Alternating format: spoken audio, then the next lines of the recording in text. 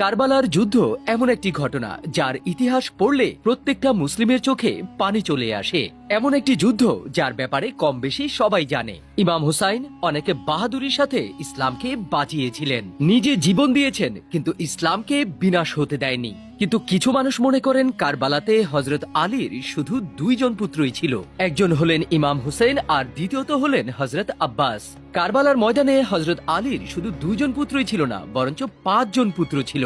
1 হযরত ইমাম হুসাইন বিন আলী, 2 হযরত আব্বাস বিন আলী, 3 আবু বকর বিন আলী, 4 উমর বিন আলী আর 5 উসমান বিন আলী। এই তিনজনের নাম খলিফায়ে সালাসার নামে ছিল, যারা তার ভাই ইমাম হুসাইনের সাথে নিজেকেও কুরবানি দিয়েছিলেন। বিপদের মুহূর্তে নিজের ভাইয়ের সঙ্গ ছাড়েননি। তাদের জন্য চাইলে কমেন্টে সুবহানাল্লাহ লিখতে পারেন।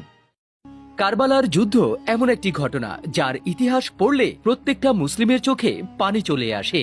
এমন একটি যুদ্ধ যার ব্যাপারে কম বেশি সবাই জানে। ইমাম হুসাইন অনেকে বাহাদুরির সাথে ইসলামকে বাঁচিয়েছিলেন, নিজে জীবন দিয়েছেন, কিন্তু ইসলামকে বিনাশ হতে দেয়নি। কিন্তু কিছু মানুষ মনে করেন কারবালাতে হযরত আলীর শুধু দুইজন পুত্রই ছিল, একজন হলেন ইমাম হুসেন আর দ্বিতীয়ত হলেন হযরত আব্বাস।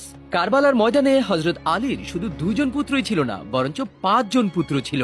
1 হযরত ইমাম হুসাইন বিন আলী, 2 হযরত আব্বাস বিন আলী, 3 আবু বকর বিন আলী, 4 উমর বিন আলী আর 5 উসমান বিন আলী। এই তিনজনের নাম খলিফায়ে সালাসার নামে ছিল, যারা তার ভাই ইমাম হুসাইনের সাথে নিজেকেও কুরবানি দিয়েছিলেন।